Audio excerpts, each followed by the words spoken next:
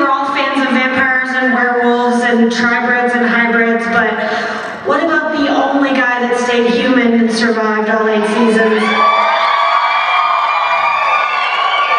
I thought so, so without further ado, I'm going to bring up Zach Roerig.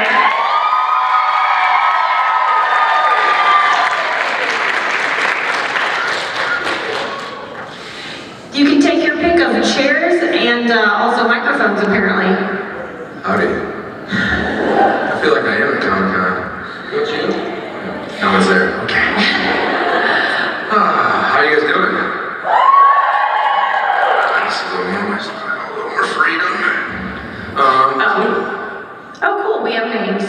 Yeah, this seems to be a big deal here in Salt Lake. You know, I guess I didn't realize, like, as I was walking around today going to get coffee, I kept noticing badges next to me as people were walking by. I talked to these 3 ladies for a while, and they were asking me what I did here. And I took my sunglasses off, and she was like, "Oh, yeah, it's like Ian came here once." And I was like, "Yeah, I'll just get coffee. Nice to meet you guys." But I love the energy of the city. It's almost like, you know, one of the sports teams is in the playoffs or something. There's a real buzz in the city right now. I live in Georgia now, and I root for most things. I guess Atlanta at this point. It's good for the city. The Falcons were in the playoffs, probably more than once. My buddy knows, but this is like 5 or 6 years ago. Anyway, the city was alive. You know, these kind of things are fun. I like seeing the city in a good mood. Are you guys in a good mood? So is this your first time to Salt Lake? It's not my first time in Salt Lake. However, I usually fly into Salt Lake and go to Park City. I haven't spent a lot of time inside Salt Lake, so I've been communicating with Matt Davis since I've been here, who played Roerig. He's from Salt Lake, so yeah. Well, you know, I mean, this is a big city to where, you know, it'd be like when people ask me where I'm from, I usually say Toledo because no one knows where Montpelier, Ohio is. Oh, thanks, dude. You get the tiniest cup of water ever. Read my mind. No, it's all good. It's good. Shots of water. How many of you are from Salt Lake? Wow, most of you guys traveled in, okay. That's pretty cool. Did anybody travel from outside the U.S.? Okay, so we're all U.S. based. What do you guys think of the weather right now? Yeah, no, it's like, I feel like it's perfect. You know, I like a little bit of breeze. It's still warm when the sun's on you. At night, it definitely got a little chilly, but I don't know, it's nice. I don't know about you guys, but life has just been flying by, and the fact that summer's over officially is kind of just hard to accept. Even though I love fall, I don't know, it's moving so fast. Yeah. Seems like you guys need a little bit of rain, too. Yeah.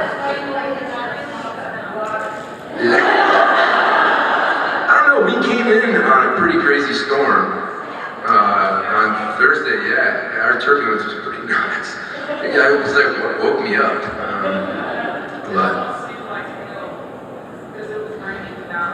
Oh, really?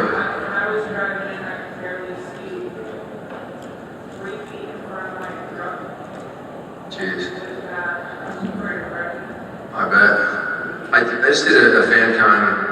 Lanny was there too, and Charleston, and it was just this weird eclectic con. There were people from a bunch of different shows, and Ian Bowen, I think it's his name.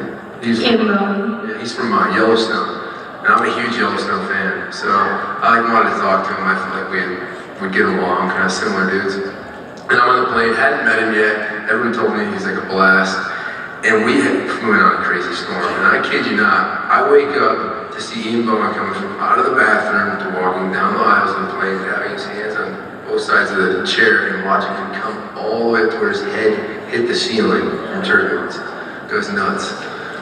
He made it, he's okay. We all made it, it was good, but anyway. Ian Bowen's also in some unknown show called Teen Wolf. Have you guys ever heard of that one? That's right, I forgot that he was in Teen Wolf. Yeah, that's why he was actually yeah. That's actually why he was there. Now that rings a bell. I noticed that, like, he's the only guy from Yellowstone. Makes sense. Those 9 people from T-Wolf, yeah. So by the way, there is a microphone, so in a few minutes we will go to some questions, but I thought it might be fun for you to tell us how you got into acting and how you started your journey before everyone knew your name. Okie dokie. Well, I grew up in a small town in Ohio. I don't know if any of you came from a small town, but I get it. A lot of good things happen in this small town. A lot of bad things happen in a small town too. But no, I was raised in a town like 3,000 people. I watched my dad doing plays, county playhouse when I was a kid, like behind curtains. I was always into the plays. I was in like the traveling choirs, but I was also always getting in trouble, and I was also a jock. I think I just confused them so much that they didn't know what to do. So I never really got in a lot of trouble. It was just a lot of shaking of heads and hoping my dad was going to spank me or something. But I left that small town and I went to New York 3 days after high school. I had gone to a thing that reminds me of these conventions actually, but it was called IMTA, International Model and Talent Association. And I went to this boutique place in Cleveland from my small town, Ohio. So I drive every weekend there in my junior and senior year, take these classes, and I don't know, but it got me the opportunity to go to this IMTA thing, and I went when I was a senior, and it went well. I did really well, and I got a lot of agents and managers that were interested in me. So I went up there when I was 17 with my folks, met with my agency in New York. It's like, you gotta imagine, my dad had never, I think he maybe flown twice. He'd flown like 2 or 3 times before then. Very much not that kind of guy. So being in New York City, after coming from a small town, was kind of crazy. But that kind of worked out. I signed, and I moved to New York, and started the hustle. The hustle began, waiting tables, catering, parties, and just whatever you can do, kind of a little modeling, just auditioning all the time. And then, luck happened that one of the first shows I'd ever seen in my life, because of my grandmother and my mom, was As the World Turns. And I had been auditioning back to back for that and All My Children. And I got an offer for either show at the same time. I told my parents, which, it was a clear answer because my family was it was almost like they were football teams. Like, my family, all the women in my family went, "Oh, As the World Turns. No, don't do it. Susan Lucci." I don't know, whatever. It's a job. But yeah, and I was Casey Hughes, and from there it kind of took off. But even then, New York, the early 20s were just kind of crazy. Like riding around to auditions and to my workplace on a Harley that my dad forbid me from buying. But I did, I bought it. My Uncle Paul had the exact same bike, so Harley Sportster 883 9th anniversary. And I was supposed to be able to get it from my dad and say he would beat the out of him if he sold it to me. So he sold it to my best friend. Now, that's worse than hitting on your buddy's girlfriend. That's some real love stuff. So he bought the bike, and when I got As the World Turns and had the money, I'm like, "Dad, you can't stop me. I'm paying my own cell phone bill, my own rent, everything. I'm gonna buy this bike." And I just got an American Express card. And I went in 57th and 11th at the BMW dealership. I was actually going to buy the fastest bike in the world at the time to really piss my dad off. And instead, as fate would have it, I walked around to the used side of the lot, because I'm always up for a deal. I just want to check it out. And there was the exact same bike. And Under the Bridge came on the radio from Red Hot Chili Peppers, one of my favorite songs. And I was just like, this is so meant to be. I sat on the bike, and I remember pulling my first American Express card over out of the guy and just being like, I hadn't even ridden it. I literally, after that, I didn't even have a license. I rode it back to my apartment in Brooklyn, bought all these tea bags, put it in the back of it, got a windshield, the whole deal, and I rode it all the way to my small town in Ohio, just to pull it in the driveway and show my dad. And I did just that. It was a bit of a journey, but anyway, and then the rest is history, Actually, I was at that fan convention in Charleston for Friday Night Lights, which is probably my favorite role of my career. So it was kind of cool. And there were some other SNL people there. I hadn't seen them in forever. Anyway, I'm kind of shocked there's this many of you guys here right now. I'm really bad too at just like continuing to talk. I've got enough stories. If I could write, I'd have a book, or two. Someone push record, I guess. So you went from As the World Turns, was Friday Night Lights kind of your next, larger role? That's the other thing too, I have a really bad memory. I have to get my phone out. Probably some other gigs in between there, but yeah. For me, definitely Friday Night Lights was the next big thing. It was right, so riding that Harley home, my dad was really sick at the time. That was partly like why when I left home, I didn't go to California, I went to New York, so my dad had cancer at the time. So my dad had passed. I kind of stayed home in Ohio for a year, like messing around with the family business and stuff like that.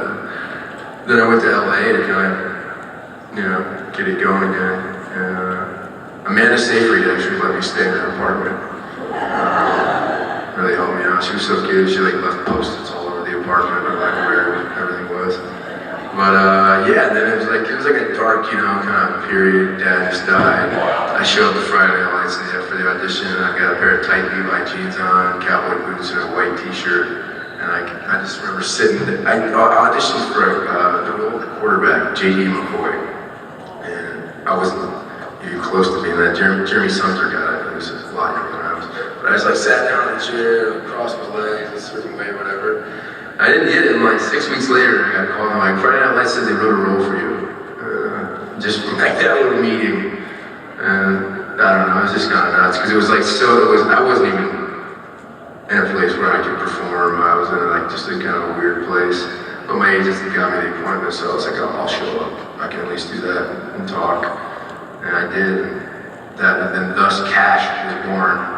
So it was kind of cool. It was the coolest because my grandfather watched it. Like, he didn't watch any stuff I did. He didn't watch the soap operas, obviously, but him seeing me get on a horse, playing a saddle bronc rider when he taught me how to ride, and I was wearing my own boots, my own hat. Like, he liked that. And my grandfather was at the end, he liked to wait to the end of the show, like, my God, you see that? That's my name, Roerig. And the credits. So, that was his favorite part of anything I did. So, what do you remember about the audition process for Vampire Diaries? It was grueling. It was crazy. It doesn't happen like that now. It's like it feels like a different world at this point. But you used to you'd audition, you make it to the next round, maybe to the next round, maybe a work session, then a studio test, and a network test, and then you might get a decision, or you might go back and go through all that again. For Vampire Diaries, I knew Kevin because I tested for another pilot he did, it was like Hidden Palms or something, Palm Springs. And he was actually a fan of As the World Turns, believe it or not. I walked in and Kevin Williamson, you know how how people ship things, I guess, or couples or whatever. So my character's name was Casey. Alex Chandler's character's name was Maddie, so people call us Macy. And Kevin Williamson, when I walked in, he was like, I'm a huge Macy fan. And I could have died. I was just like, you're like the guy, okay. Anyway, so when I went in for Vampire Diaries, I see Kevin, and then Julie, I had met. Julie was she was cool. She wasn't like the boss, really. She was, but I had met her in Vancouver. Our hotels were side by side. I was doing a pilot for Friends. Liz Tigalar. It was a split decision. I actually did that while I was doing As the World Turns. That was just a crazy little thing. Scott Porter left Friday Night Lights to play me for a couple episodes or more, and then kind of As the World Turns while I was doing this pilot. And I had also tested for Friday Night Lights at that time. It was just like so anyway, when going into Vampire Diaries, it was nuts. Just seeing, I knew Kevin, I knew Julie. I felt pretty comfortable. I was younger. I was probably a little bit more bit more sure of myself, even if that might have been like a false sure of myself. But I tested for Stefan, Damon, Matt, and I can't remember if I tested for Tyler, but Tyler was in the mix in some way. I don't remember what it was, but it was like just crazy. And they're like, wait, no, you're not Damon, you're not Stefan, you're Matt. And I like told my team at the time, it's like out of all the characters, all the male characters on the show, I mean, I think I genuinely do fit Matt at best. And so then, yeah, it happened. It was a long time ago. It's crazy, like I was just showing these guys. I don't look at my cell phone enough, and maybe it's now the new phone, the updates, I don't know, but I feel like I'm constantly getting these like, remember when, or on this day, like photos that pop up from like a decade ago or 15 years ago. It's just crazy, I guess, how much we've all grown. Like just seeing pictures, like seeing those pictures and then like staying current on social media, like even if I haven't seen some of my old caskets in a while.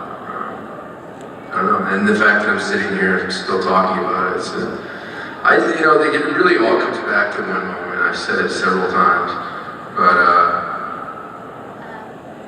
well, like first of all, Ian, I was like a little starstruck when I first met Ian because I had already tested for his part, already tested for Stefan, and now I was tested for Matt. And I walked in and we're all there, we're waiting, and there's like a boardroom with a big table, and we're waiting to go into the arena, basically like the auditorium, like the test, it's like suits in the, and you're doing the scene down here, they're watching it. Ian was like sweating, I was kind of like nervous. My big thing, I used to be doing push-ups all the time. When I was nervous, like here on the corner, just doing push-ups. And Ian's like, yo, dude, can you just relax when you make me nervous? And we were talking, I was like, I had to tell you, I'm such a big fan. I saw you in the Off-Broadway play Dogs He's Got. And he did it in New York, and so I can't remember the name of the theater right now. It's right off Union Square. But he was great. I think he played Linus. But anyway, so I told him about that, and we had this kind of genuine little bond before we even booked it. Because Ian and I are both actually from like very similar backgrounds. But he's just a real genuine dude at the end of the day. Behind all of the Ian-ness and whatever, Ian is like, he's just a good old boy. And so we were shooting the pilot after we'd all booked it. We were in Vancouver. Damon didn't have a lot to film in the pilot, it was more like just revealing scenes. And we were like out in, I don't know, we were like in the mountains or something like that, filming the scene at the falls. The first night when Matt asked him, Vicky, what the hell? Around the campfire, and Matt looks at Elaine and he's like, I'm not giving up on us. And instead of closing my mouth, I'm like, they all made fun of me so badly for that. Marco Siega, the director of the Times Off scene, being like, close your mouth!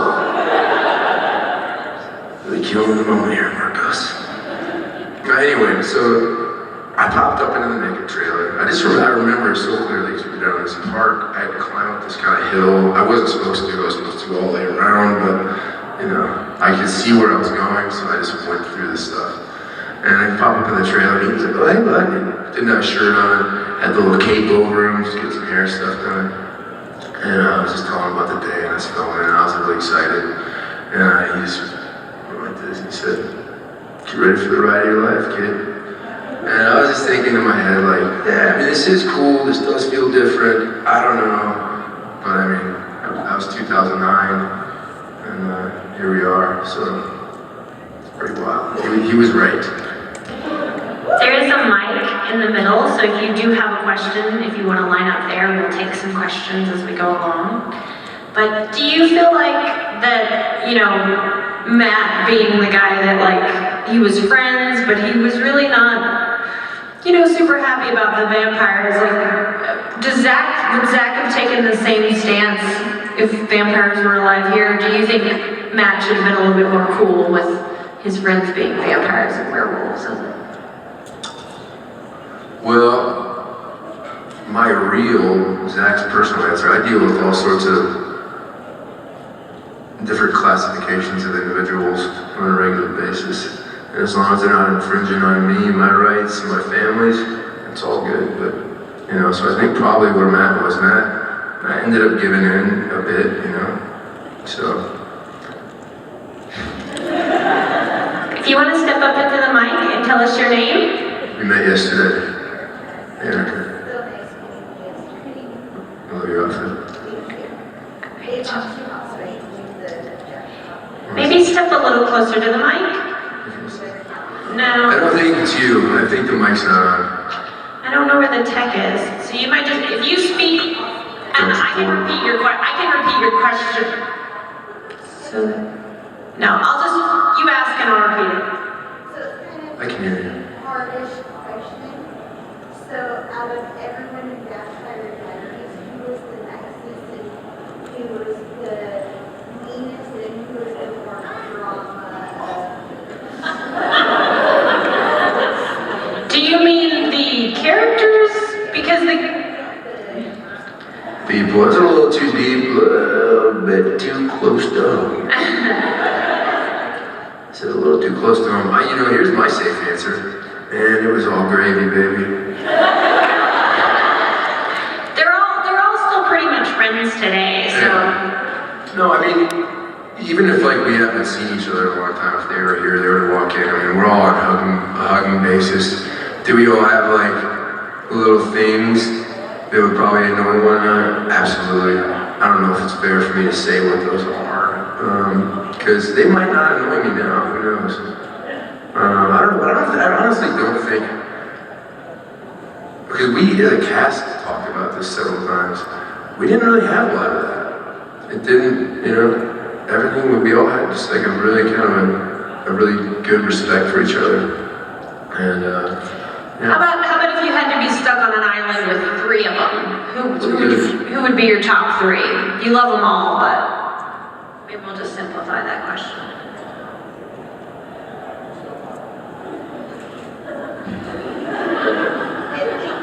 I was actually going to ask something quick. Oh, that's a hard question. Because there's one easy answer, but that's not an appropriate answer. Well, you can't have all guys. I'm just saying. From a lot of standpoints, guys don't know everything. There's a reason there's women, there are men and women. If we're thinking long term, silence. I was just gonna say somebody's got to cook. I'm just kidding. Well, I don't know. For sure, Matt Davis and Trevino, we're a tripod. Trevino, Matt, and my cousin Ben, we have this text group. We call ourselves the Catholic Gentlemen. Whatever, just all sorts of things, But mostly encouraging, just support group kind of stuff, But I don't know. I love them all. I would do a job with any of them tomorrow. Thank you so much for your question. And what's your name? When Paul was here, one of his things he said that he hated most about his character is Stephen Kyle and was always looking. So what one thing that does is absolutely. Matt cried a lot. I'm gonna be fair. I think he cried more than Stephen did, honestly. Like a lot more. Everyone's like, how many times did you die? I'm like, at least in Baker's dozen. I don't know. What season? Whoa. I think they got the mic to work. What did Matt have?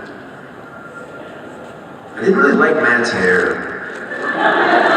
Not to offend anyone out there, but I did not like his hair. I also didn't like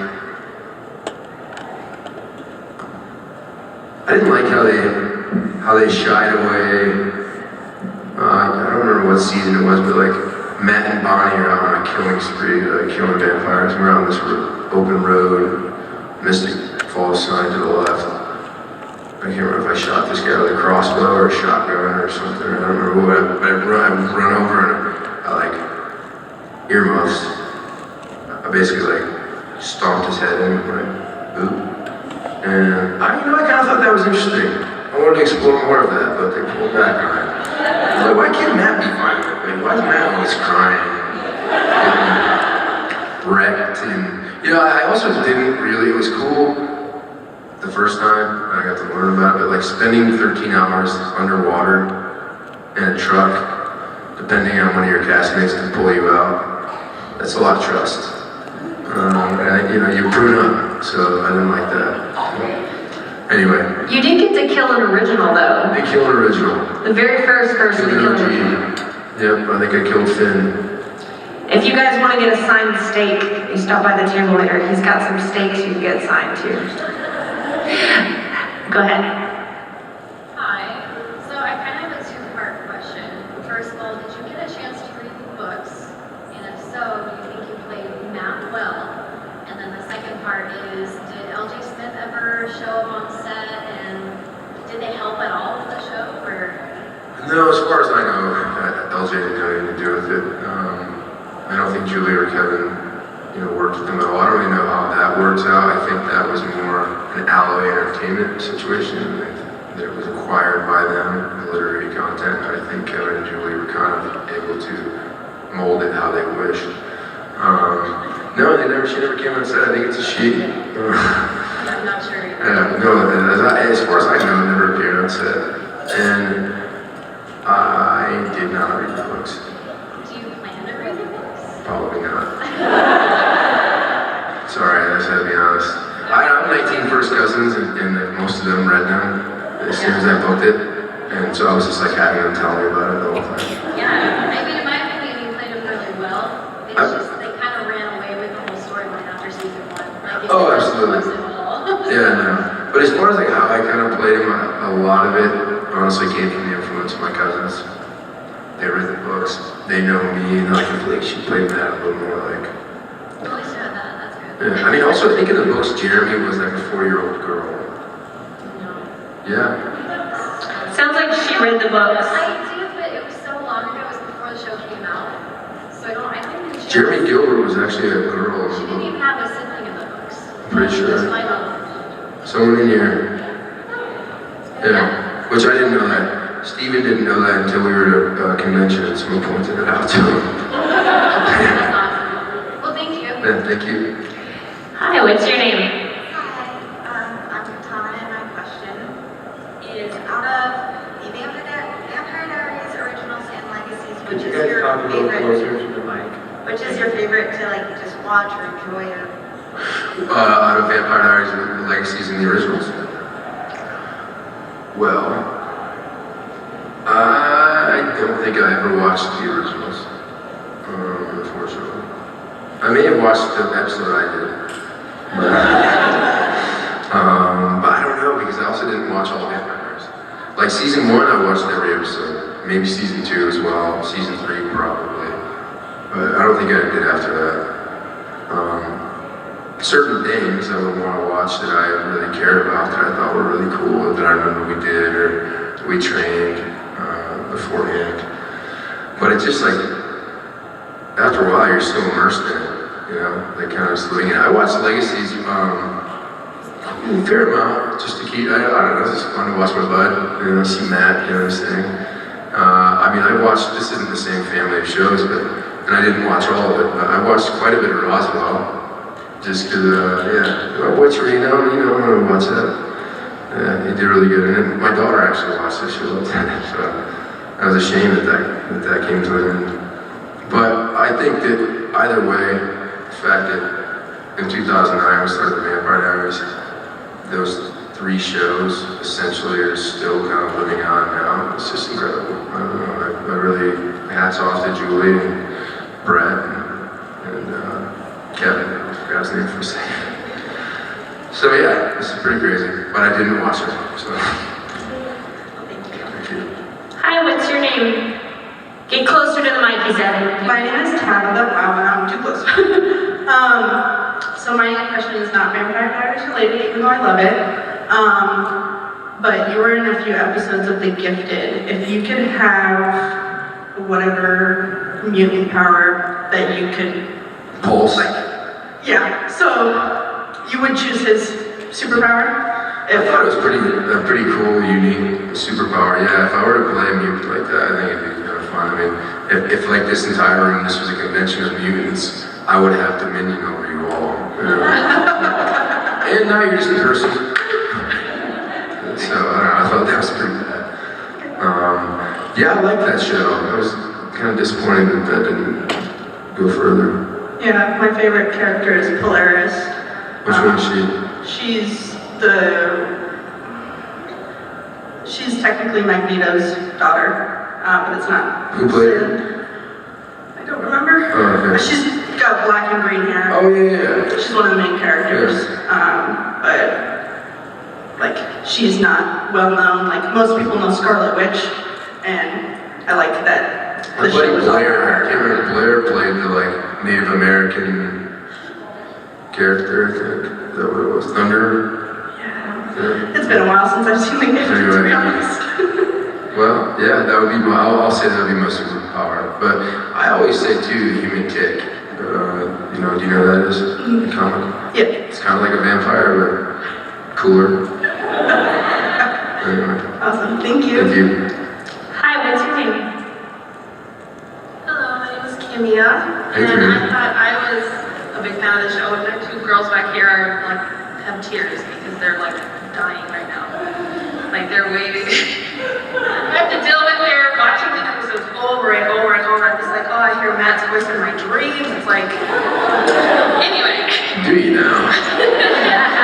So my question is, the episode where you wanted to basically die so that you could see Vicky, and you basically like, With Kat in the pool, right? yes, and you basically didn't give her any option, and you just jumped in, and you're like, you better save me because I'm doing it. And those kinds of episodes or scenes in any movie or show that I watch really affect me because I lost my sister to drowning at a young age.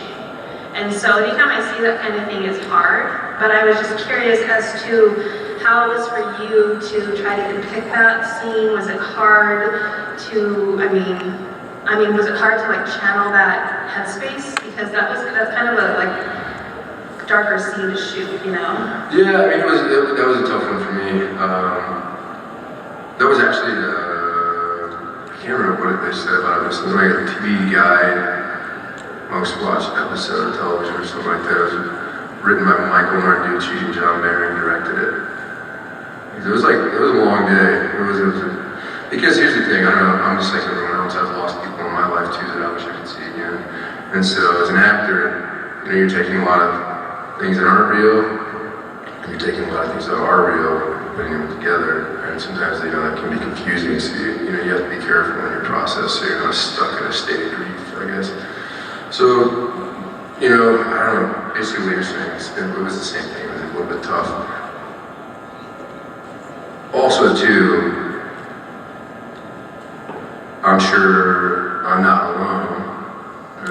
I hope if anyone in here does have these kind of thoughts, definitely raise your hand or reach out to someone. But man, we've all felt like it's too much and too heavy, like I can't do this anymore. This is my only choice. And in the show, even though it was about something different, like I feel the subliminal message was, so like, yeah, his friend pull him out of it, you know, you need to reach out for help. You can't do it alone. He was doing it there, but telling her he was doing it. And I don't know, it's a tough game. Suicide's a real touchy subject everywhere. So that episode, yeah. So my mom had a really hard time watching it because at the end, when I'm at the bottom of the pool, like that, you know. And I remember doing that. They're like, I know it's tough. We're tight. Just can you open them? Because I was in a pool, you know. I was in a pool at YMCA. The camera crew is like all in like wetsuits, full underwater gear. There's a camera, a hydrophone or whatever at the bottom of that pool, and I can hear the directors talking or whatever, and I'm like, they take my rig out. And the other thing too is, you know, Kat Graham and I are very different in size, and so she was pulling me out, and it wasn't a real 45-pound weight, obviously, but still I'm a lot heavier than she is. Pull me up and out of the pool, like that whole day, that was a vicious, that's what I'm saying, after doing that one, I was like, I don't need to do any more water stuff, and then Rebecca has to flip Matt's truck off into the creek. That was the craziest thing I've ever filmed on the show, that episode, when we were in the bottom of that river, but anyway, I see I go on tangents. No, you Thank you. Thank you for your question. Hi, what's your name? Hi, I'm Angie, but I'm gonna let the fangirls go next, make sure they get to ask their questions. Oh, Angie, we have plenty of time. Yeah, we can, we're gonna get to everybody. I think you threw them off. My You name is guys- Jada. I'm Jasmine, we're like really big fans. So if you could choose between being a vampire, a werewolf, or a hybrid, which one would you choose?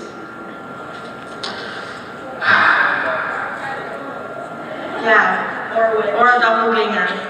Well, you know, everyone always wants the best of both worlds, right? I mean, when they invented the twist cone, we all blown away. I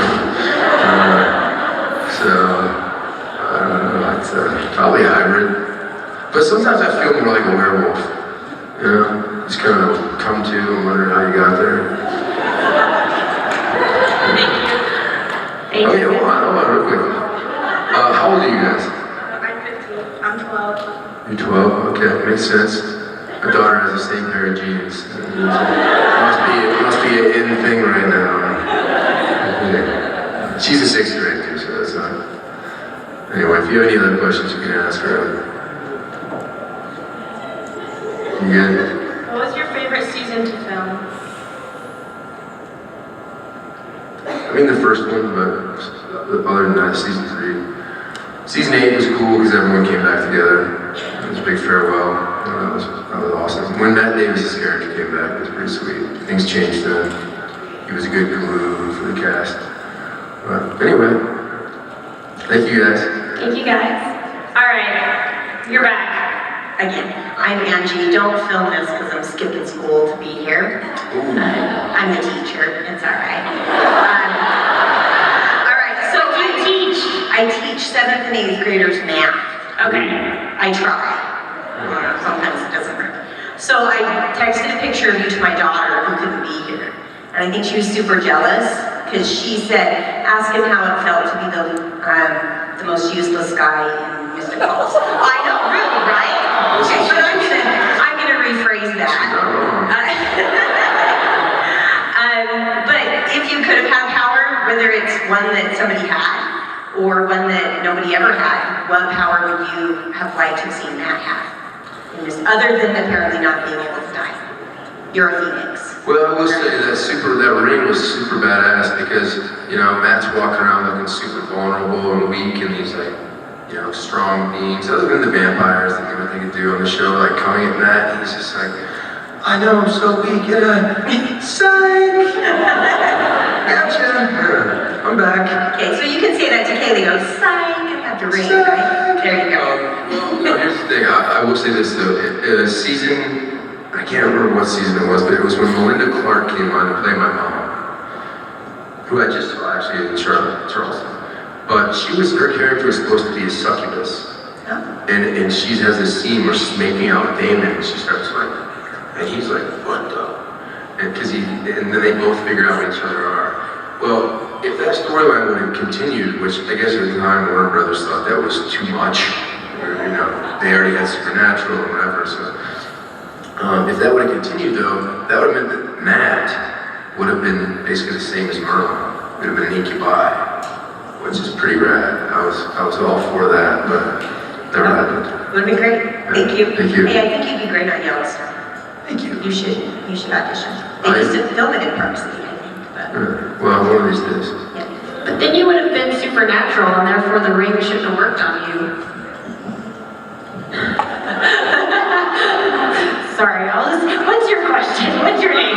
My name is Marty, and my question is, how did you feel being the only non-supernatural on the show? I liked it. No, I did. It was my superpower, kind of. I guess. Even like in the beginning when the show had been promoted, I was like, wait, isn't this a show about vampires? So what is he doing here? Are you supposed to be here to give a badge? And it was kind of just like Matt trudging on, and he stayed, and he stayed, and he stayed. And so like I was honored always. People would be like, would you rather be something supernatural? It's like, you know, kind of because the show, like you guys were saying, started here, so it's more like this. And Matt is the anchor sort of like keeping it grounded, and like people looking at all this stuff over here to escape their actual lives, and then looking at this over here, this guy, and relating to it, like, oh, okay, he's going through the same thing, he's getting through this. That's what I thought Matt's important role in the show was like relating to the audience in a real way, while they can escape their own stuff, if that makes sense. Well, I'm a big fan. Thank you. Hi, my name is Sammy, and my question is, what was your favorite episode to film in the Vampire Diaries?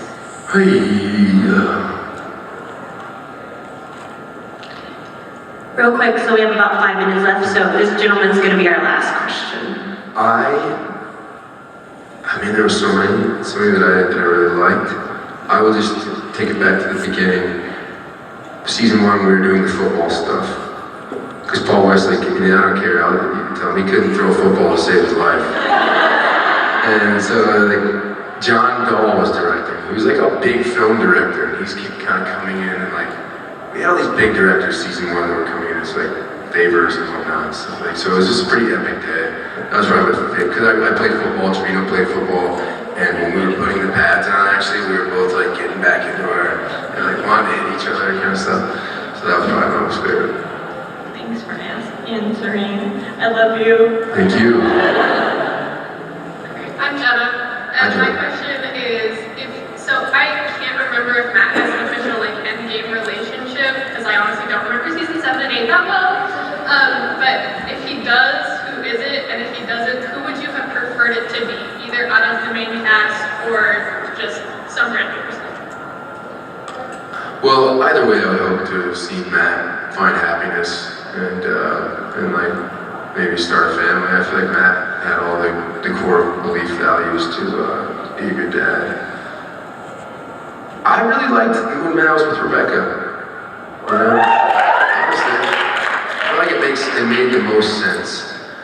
She had been betrayed. Granted, she'd done a bunch of bad things. Matt had done a bunch of bad things too, but like he'd been betrayed. And if it was gonna be a vampire out of the squad, I think Rebecca definitely would have been a thing. Have some little hybrid pups or whatever. No, they wouldn't be hybrid. I don't know what they'd be, but They would have been vampires, but she is a human at the end of the original. instead of like giving my babies a bottle and letting my bite Well, I mean, Matt had to have kids, so you gotta spread the immunity and, keep missing those having humans. You're right. Thank you. So I've been enjoying the ramp storytelling part. I'm curious about the filming of the truck under the water. Oh, okay, cool. We filmed that one. It was like a state facility where they trained sheriffs and stuff like that. I think Paul or Nina, one of them actually got pulled over on the way there by a state trooper. Like came there while we were filming. I'm not sure if they outran it or what, but you can ask me the next time you see it. But so we're out in this like training facility. It's got these tracks above where they're lowering the truck down at the bottom of the pool, dressed the whole riverbed, like did all that stuff. And like that one again, Paul's has a weighted vest on to keep him underwater enough to like open the door and pull me out. But that one was scarier than the first time, just because it was like I think we were 12 feet down. It was a big pool, and we couldn't just keep coming in and out. So I was like down there for a long time, just sucking on this regulator. Like, they'd be like, okay, because they would let me come up, but every time I would come up, it would maybe cost us half an hour, because they'd have to retouch things, set things up. The camera guys were doing the same thing, so I was like, if they're gonna stay down here the whole time, like, I'll be fine. I'll just stay down here. But by the end of the day, though, I don't know how to describe the pruning on your body. It's like a whole other level.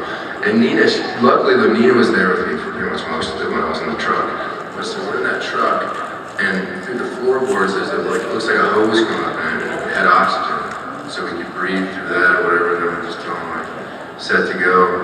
But if Paul didn't get the door open at the right time or whatever, we'd have to reset. That was like the hardest thing of it all. But it was just crazy.